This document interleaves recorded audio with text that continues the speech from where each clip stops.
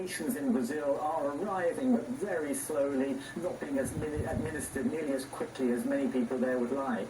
Okay, well, that's the situation in Brazil, of course. What's it like across the rest of Latin America? Are there any examples of the pandemic being handled slightly better, or is it a pretty bleak picture across the board? It's generally a bleak picture. Brazil, of course, shares a border with all the countries in South America, apart from Chile and Ecuador. So people here watching to see how things develop in Brazil very nervously. We've seen a rise in the number of infections and deaths in many countries.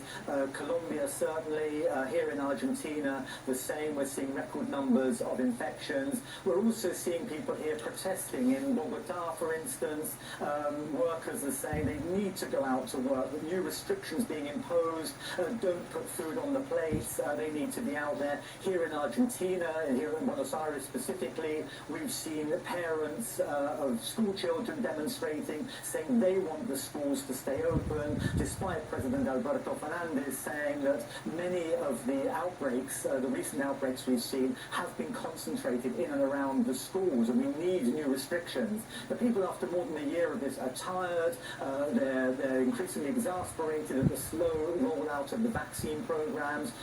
We have seen a few bright spots. Chile, despite high infection rates, are vaccinating their people. More than half the population have now been vaccinated. There are a few successful stories, but they're very few and far between, and overall, we're not seeing much improvement. Okay, Daniel Schwalm bringing us the latest from Buenos Aires. Thank you, Daniel.